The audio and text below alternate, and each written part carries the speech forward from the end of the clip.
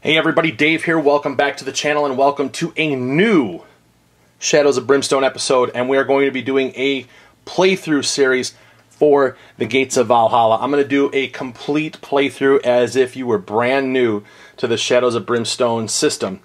It's not going to really be a tutorial as to how to play, but we're going to start off with character creation all the way up through the full 8 episode campaign that is unique to these adventure systems. Speaking of adventure systems, inside the rule book in the back they explain the different parts that make up the Shadows of Brimstone system, and we look and there's actually like core sets, and then it talks about adventure sets. And an adventure set is smaller than a core set, and they're made up of like an adventuring team. So this particular one, we have the Vikings, or Norse people. There is the other one, Valley of the Serpent Kings, which has the Spanish conquistadors. And it's a standalone game. It's a great entry point to the game, and it comes with a complete 8 adventure narrative campaign that you can play through, and everybody's going to be able to level up and do that stuff. And so I thought this would be really fun to start from scratch, work through these characters, and actually show off how characters level up and gain experience, because a lot of times when we cover things like this, it's not something that usually gets seen. It's usually like an adventure or so, and then the game gets put on the shelf. But I've been excited about this one, and so I really wanted to jump in with this. Real quick, inside the box, let me just show you. I have some stuff already out and sorted out, but we get our typical miniature fare. We've got all of our, so I've got all my minis bagged up. You'll see them as they come out. We've got some trolls. We do have like the Frost Giant is the big baddie. I have our characters off to the side. I have, there's some Viking ally figures. We've got our Targa Librarians, our Targa Centurions. We have our Gremains. We have a bunch of other tokens that are in here. Also, if you do have one of the other core sets for Shadows of Brimstone, it does come with tentacle tokens. However, you can use the minis from the regular core sets, either the Swamps of Death or Cities of the Ancients, which I will be doing that. Anyways, we have all of our cards and everything in here. We have our map tiles. We have all the enemy sheets, everything that you need to play, all the tokens. I have all the tokens inside a plain organizer off to the side. So I'm going to move this out of the way, but real quick, let me just show you a comparison to a core set. So here is the Cities of the Ancients, and if I stack them on top of each other, this is about 4.5 inches longer. They are the same width, but if you notice the height here, this is probably about 4 inches thick. This is maybe like 3 inches thick or so. So this one is slightly thicker. It's smaller, and there's not as much stuff. There's only 8 map tiles in the adventure set, opposed to like the 19 that are in a core set. So it's a kind of a scaled back set, but still plenty of stuff that's in there nonetheless. So anyways, what I'm going to be doing, we're going to start off in this particular episode with creating our characters, and we'll get everything set and ready to play. So we'll start the actual adventure in the next video. I do want to talk about one thing I wanted to ask you. So in the Gates of Valhalla, one of the neat things that's special about these Vikings is whenever they kill anything that has the keyword beast, they're able to collect pelts. And the pelts are a resource that they can use at their Viking encampment. They can trade them, they can spend them, do different things with them. Here the pelts come in 1 and 5 pelts. They're in here. So with that being said, in the core box itself, there is only one beast type enemy, and that's the trolls.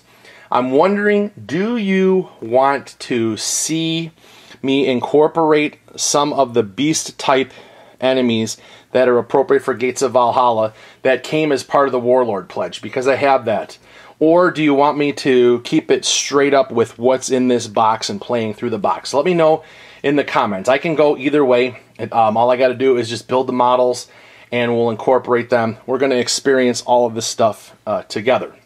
So just let me know in the comments, yes or no. Do you want to see that kind of stuff? There's stuff like Fenris Wolves, Hellbears, a few other things that are mixed in there. There's just so much stuff. I mean, it's a 29.6 pound box or something like that. It's like 30 pounds worth of cardboard goodness for Shadows of Brimstone.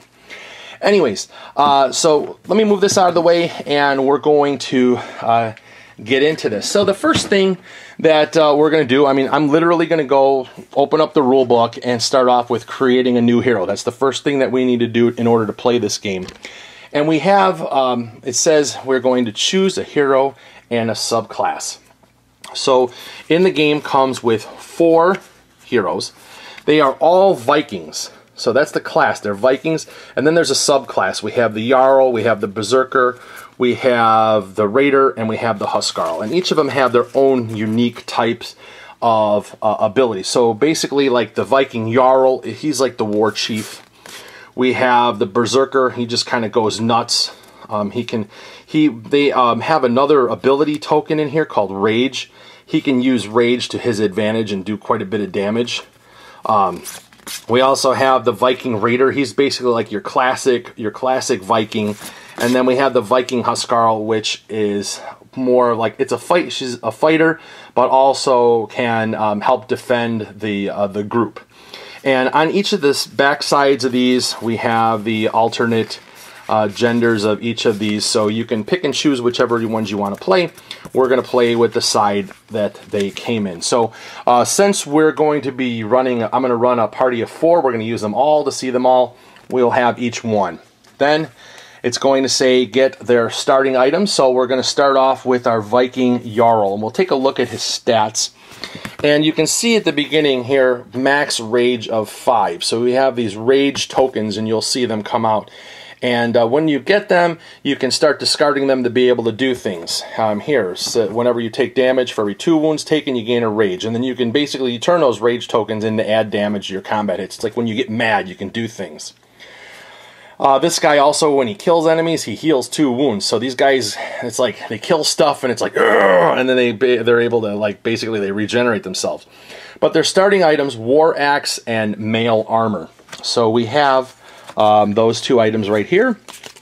Here is our War Axe, and it says it's a gear, it's a hand weapon. It does have 1 weight to it, and that's going to be important for how much stuff you can carry, and it's also 2-handed, so he can only use this weapon. He can't be equipped with anything else besides the war. If he's using the War Axe, he's got to use both hands. His melee attacks use the D8 hit to attack, so you have a better chance of hitting with the War Axe, so it's pretty good. And then also we have the Mail Armor. And so the armor, this also has 1 weight and also has now an armor defense. So in addition to his regular saving rolls, we have armor that's like an extra protection against him. You can see it's a gear and clothing. And also going to give him +1 health. So if we look at the Viking Jarl, he's got 12 health. With the armor on, he'll actually be at 13. So we have him set off to the side. The next thing that we need to do with him is draw a personal item. Now, there are normal personal items that come in normal core sets of the game, but in this particular one, if you are a keyword Norse, actually, here we go. If you have keyword Norse on your hero, you can draw a Norse personal item. And so if we look on his keywords on the bottom, he is a Norse and he's a traveler, so we'll be able to draw one of these cards. So we're just going to take the Norse personal items, we're just going to give them a quick shuffle. I have no idea what's in there, and we're going to see what he's going to get. So we'll just draw in here this one. And so he has Norse War Paint. So during the first turn of a fight, you are +1 combat and +1 shot on your ranged attacks, including any free attacks made at the start of the fight. So this is perfect. The Jarl, who's the war chief, has War Paint. So that's awesome. Next, we have to choose a starting upgrade. And the starting upgrades, they are going to come in a stack of cards, and each of the hero subclasses has 2 cards to choose from, and it's sort of like their path they're going to go down. So let's take a look at our Viking Jarl. So we have either, he can be the Jarl Chieftain and use the Viking Jarl version of the hero character sheet, And he's +3 initiative, and anytime you roll 1 or more successful armor rolls or critical hits, you gain a rage token, and all Viking warrior allies may now get critical hits with their attacks. Later on, we will see actual Jarl, we'll actually see some of these allies show up. Or we have this Jarl War Party, Team Hero. Use the Viking Jarl version of the hero character sheet. At the start of each turn during a fight, you and every adjacent hero may gain 1 rage token, and once per fight, use 5 rage to gain +2 combat for an attack. Let's see. I'm not really sure if we want him to be the chieftain or the war party. I'm kind of thinking maybe we're going to go with the fact that he's going to be a fighter, and we're going to choose him to be this thing here. At the start of each turn during a fight, you and every adjacent hero may gain 1 rage token. So with the war paint, we'll make him, he's a war party. This guy's just straight up going to be a warrior. And then the other one will get discarded, and so this will not be available in the future, because later on, as we're able to gain more upgrades, we'll be able to go down a certain path, but we can't go back to that one. So we're going to do that. And then the next thing it says to do is to get a side bag and a free token. So the side bags are these cardboard tokens. They're two-sided, either 5 or 7 tokens. We start off with a 5, so he can carry a maximum of 5 items in his side bag. And then we have a choice that we can have. We can have ale, we can have bandages, tonic, or throwing axes. And if we look at, we have reference cards for all of these things. So tonic, you can discard immediately to recover a grit. If we look at our bandages, you can discard to heal D6 wounds. An ale token, discard to heal D6 sanity. Or we can get throwing axes, and we can discard to throw as a free attack. And your range is your strength +3, and you get 1 shot and it gets +2 damage. And you use your melee to hit. And if you choose throwing axes as one of your things, if you choose the throwing axe, you actually will get 2 of those. So the fact that when he kills things, he can heal stuff, I'm not really sure about that. I'm going back and forth whether he should have some ale in case of sanity. Or I'm not really sure about his grit, but I think I think he's going to choose to take an ale. So we'll grab an ale token. I have all of them inside of a Plano organizer. So we'll just grab that out of here. We'll open this up, and we will grab an ale, and we will put that on his side bag. And then we have to come up with a name for him. And I actually have pre-done some of these things in the ahead of time, because we're going to go through a campaign. I actually have sheets printed out for all of these.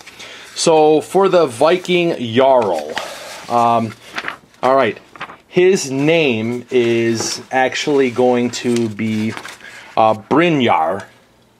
He is the Viking Jarl, and down at the bottom we have our mail armor, we have our war axe. I have them marked off that they actually have weight. We have our Norse Traveler, and then I will actually mark off how many things we have in our side bag tokens. We have all of our stats on there, and I have it adjusted for his mail armor of having 13 health. And I had translations of what everybody's name means. So if we look up, Brynjar means armored warrior. So he's appropriate. He's armored warrior.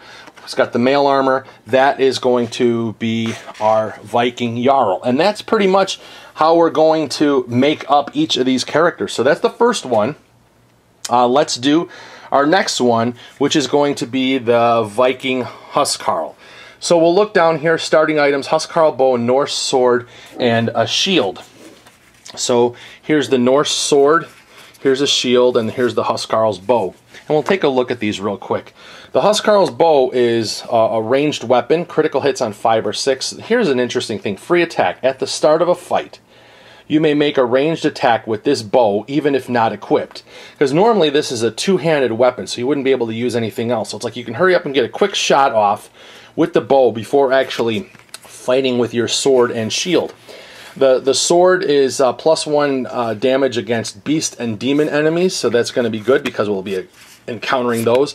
And then we also have this shield. Once per turn, prevent up to 3 wounds you are about to take.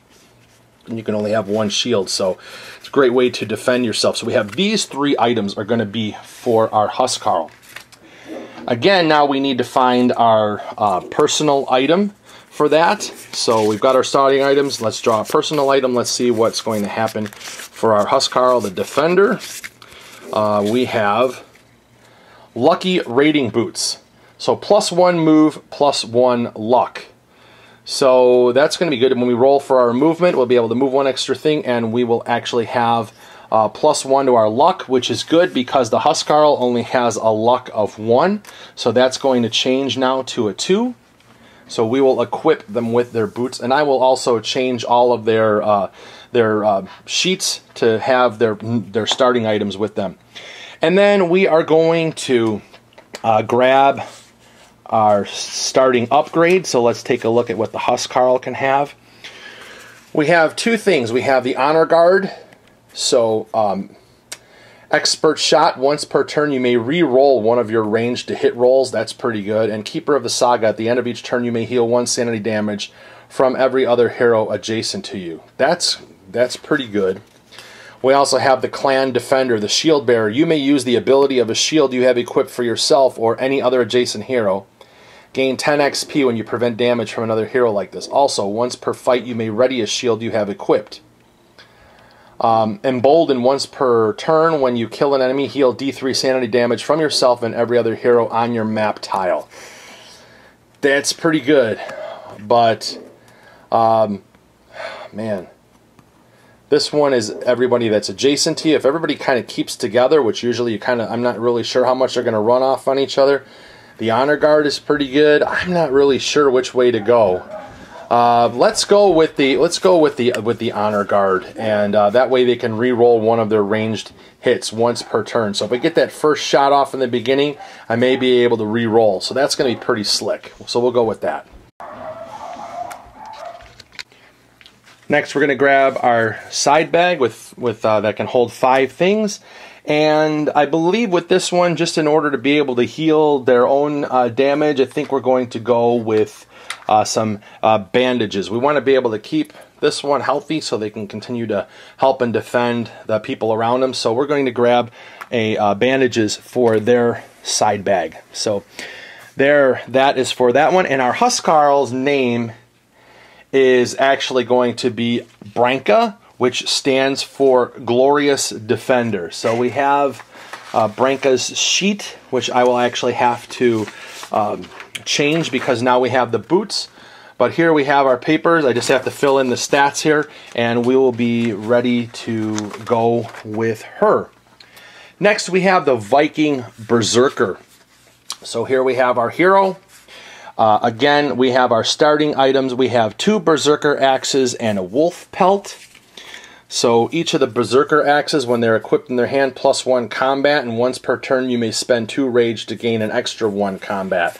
So they can actually have 2 in each thing, so when they're fighting, normally they have 2 for their to hit. We can actually roll more dice because of the Berserker axes. So we can actually go and do more damage. And then also he's got this wolf pelt.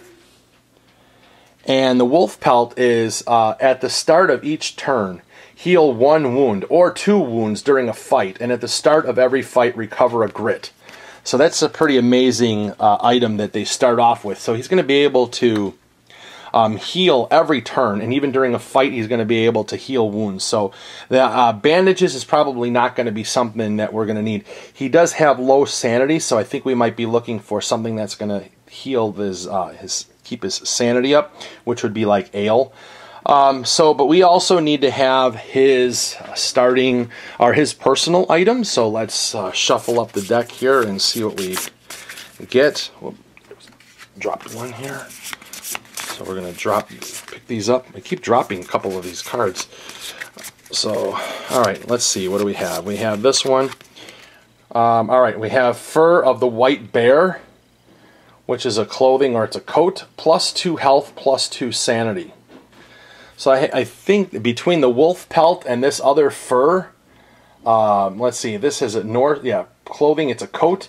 This is going to be really, really good. We're going to be able to beef him up. He already has 16 health. We put this on, it's going to give him 18 and some more sanity. That's going to be great for our Berserker. And the next thing we need to do is get our starting upgrade. So we'll grab the Berserker cards, which are these right here, Berserker. So we have the Berserker Frenzy. At the start of your activation, each turn gain 1 rage token for each enemy adjacent to you, or D3 rage tokens for each large size or bigger. You automatically pass all escape tests and may move through other models. That means this guy can just run around. That's pretty good. Berserker Axeman. Start each adventure with 3 free throwing axe side bag tokens and use the D8 to hit when using a throwing axe. And each throwing axe only counts as half a side bag token in your side bag. Well, that's pretty cool. But being able to get away from things and running around is pretty good, especially if we get overrun with things. So let's, you know what we're going to do? We're going to actually have him go with Frenzy. Not so much an Axeman, although that'd be pretty good. This guy here, he's going to be able to gain Rage, and then he's automatically passing all escape tests and can move through other models. That's going to be pretty useful for our Berserker. So we'll put this off to the side. And then finally we have our, and then the Berserker, he is going to be named Einyar. So Einyar stands for one who fights alone. So we'll actually add the stuff to his sheet, but we have his sheet off to the side. We'll be able to keep track of everything. So we're all set with him. And finally, we need to do our Viking Raider. And so his starting items are going to be a Viking axe, heavy furs, a Raider's helmet, and a shield. So we have the Raider's helmet. At the start of every fight, gain a rage token. We have our Viking axe. When you attack, you may discard any number of your melee to hit rolls that miss to gain a rage token for each, so that's pretty good. If you miss, he gets mad. Then we have our heavy furs, which is +3 health. So as long as he's got that on there, he goes from a 10 health to a 13 health. So that's going to be useful. And then we also have our shield, which is just the same as we had for our Huskarl. So he'll be able to prevent wounds coming in. So he's going to be basically fighting with an axe and a shield. His personal item that we're going to get, let's see what he has. We have, leather eye patch. +1 cunning, and once per adventure, recover grit up to your max grit. So now we've got +1 cunning. His cunning was already a 2. Now he's going to be a 3. And we have to choose his starting upgrade. And I believe, the Berserker, I actually have to go back and get his starting side bag tokens. And I think with him, we're just going to go ahead and choose throwing axes.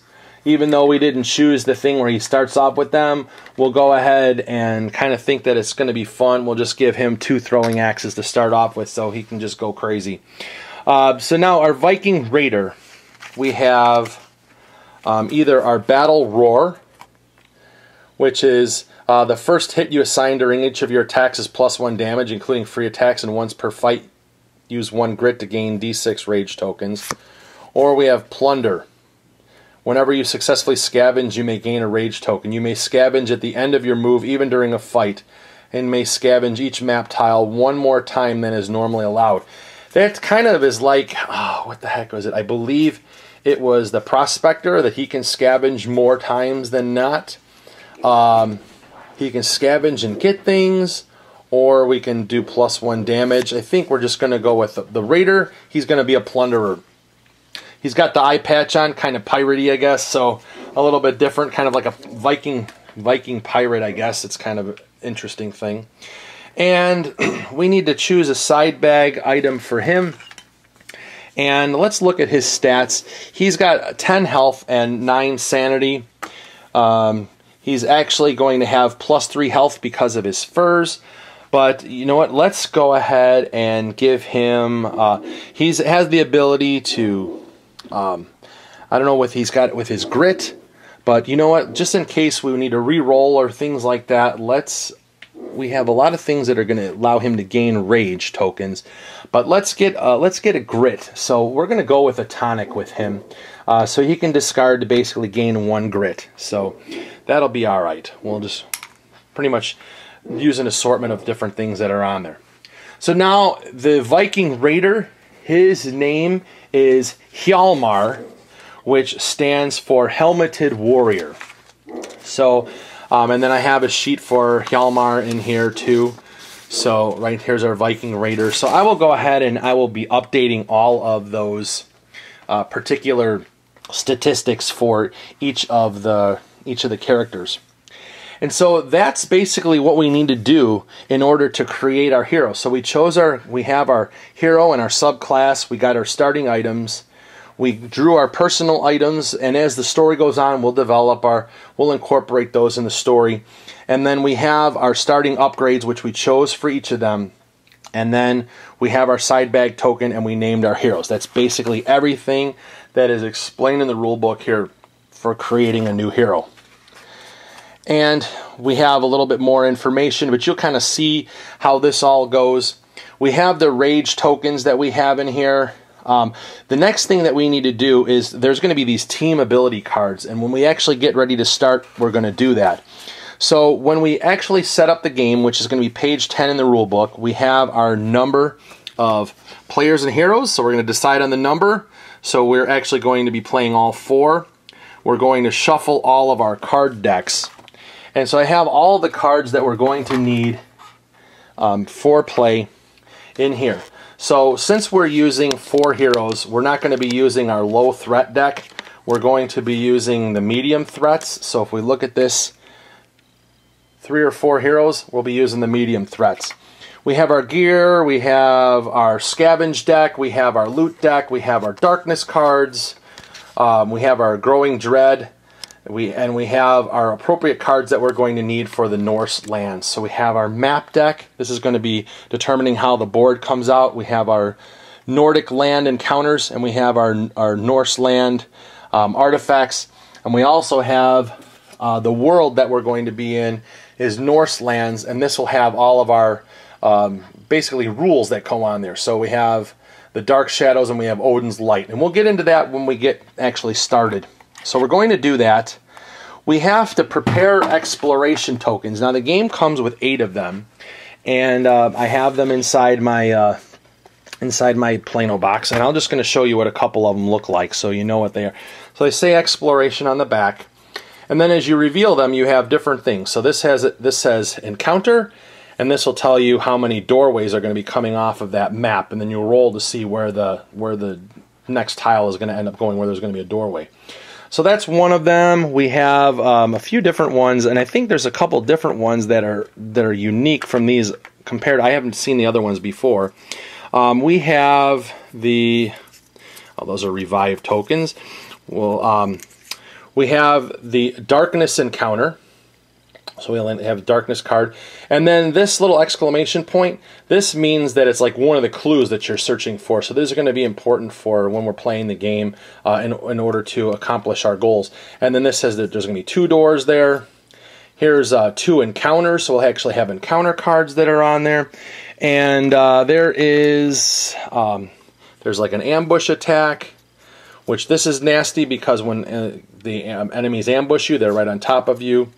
We have an encounter. This would actually mean that there's a gate to another world that will open up, but in this particular starting mission, we won't see a gate. And I'm not sure when we're going to see those through the story. We'll find out, but it's an interesting thing. If we do, we'll be going to the Targa world. Here's something new. This is the unique one, depth event encounter. And so some of the times, if you when we are actually playing the game, we may have to roll on the depth event chart. Well, this is actually something that's going to happen now if that pops up. And we have another like 2 encounters. So I believe that there's one more.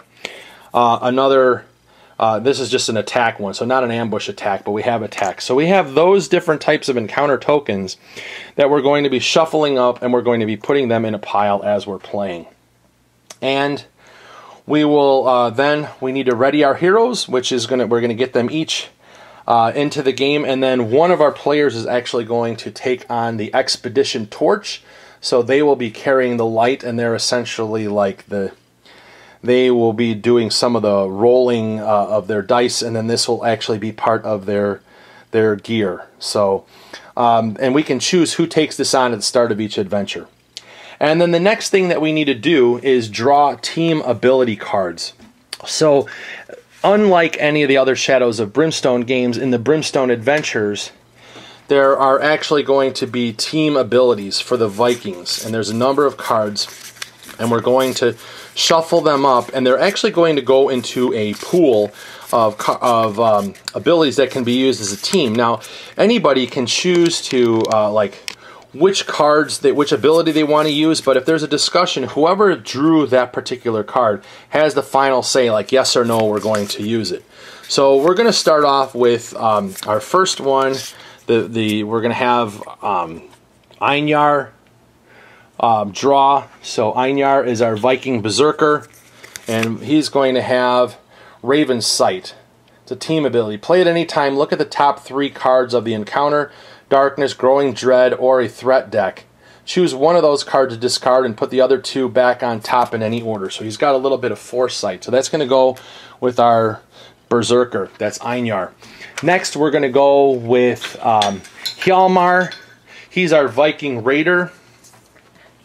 We're going to shuffle these up and see what he gets. So the Viking Raider is going to have Battle Rage. Play at any time on a Viking hero until the end of the turn. That hero's rage tokens add +2 damage each to a combat hit instead of only +1.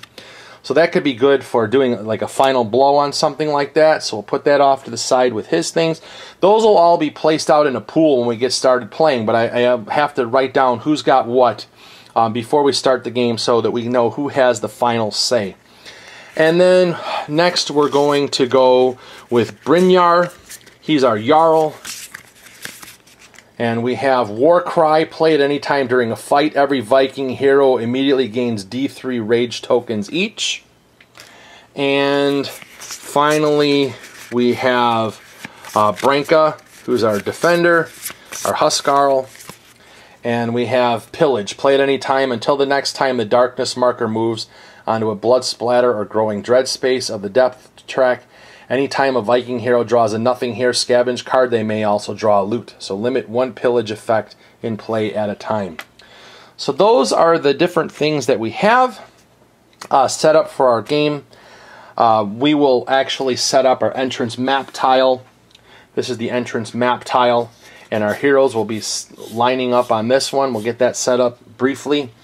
And then we're actually going to set up our difficulty scaling and our world card. And I'm just going to go ahead and briefly describe what our first mission is going to be. It's going to be the basic game, and just write out the rules. Here we go. It's going to be, for your first game, a couple of the slightly more advanced elements will be left out to make it easier to get the hang of things. So again, if you're new to Brimstone, not going to throw everything at you all at once. We're not going to see the advanced abilities quite yet. It's going to be coming down the road. But our introductory mission is going to be the scouting party, and we've landed on unknown shores, and we are sending out a scouting party to investigate the area. So here's our mission goals. To scout the area, the heroes must explore to find 2 exploration tokens with the clue icon on them. The first clue is the halfway point, while the second clue marks enough areas scouted to safely set up camp. And so the objective room, when the second clue icon is revealed, the heroes have found the objective room. Ignore any encounter or attack on the tokens as well as any door icons. Basically, instead you draw a threat card that is 1 threat level higher than normal. So instead of drawing a medium threat, we'll actually have to draw a high threat card. And this represents the creatures that must be cleared out to secure the area. And if all the enemies in the final room are defeated, the heroes have successfully completed the mission, collecting a sample of the valuable resources from the area. Each hero gains 25 experience points and may draw an extra loot card in addition to the loot for defeating the enemies. So that's what it takes to get set up for the game. I know this might have been a lot to be throwing at some of you guys, but I wanted you to see what actually goes into getting this started. So the next adventure, we're going to be getting started to playing the game. So we'll have all of these exploration tokens will be shuffled up and put into a pile. We actually have our depth track that we need to get ready, so we'll have some of our markers. One of them will be on the entrance side over here where our party is, and as we explore, we're going to be moving this way, and then we also have the darkness starts here, and it's going to be moving this way as they move along with these blood spatter spots and growing dread. We're going to have darkness encounters, we're going to have growing dread coming, so bad things are going to happen. And we also have our we have to be able to hold back the darkness, which you'll see that as we're playing the game. So just wanted to let you know that that's all that's going to be ready to go. Like I said, we'll have our 4 heroes starting up on the shoreline here. I'm just going to have them all lined up on these spaces right here on the front, and we will get started in our next episode. So thank you guys for watching. I'm excited to be able to play this with you guys and take you through what it, basically from the ground up we're going to be doing with this Gates of Valhalla. So anyways, if you again, let me know in the comments if you want to see the additional enemy packs that were part of the Warlord pledge, or do you just want me to keep it straight out the box? And then also, what do you guys think of the names of the Viking heroes? I went ahead and tried to make it as thematic as possible and name them according to their roles and things like that. So I thought that was going to be really, really creative. And again, I'll be trying to do a lot of bookkeeping because off to the side, so that as we're going from adventure to adventure, we'll be able to gain experience points and also keep track of our any kind of gold or anything that we find. And just for the sake of it, because I have them, I will actually be using they look like poker chips and gold tokens from some of the other world expansions to keep track of our XP and our gold while we're playing the game. But normally you can just keep track of that stuff on a piece of paper, but for just for the sake of my own bookkeeping and trying to manage 4 characters at once, I'm going to use those to help me out. So anyways, I look forward to seeing you guys in the next video. All right, take care. Bye-bye.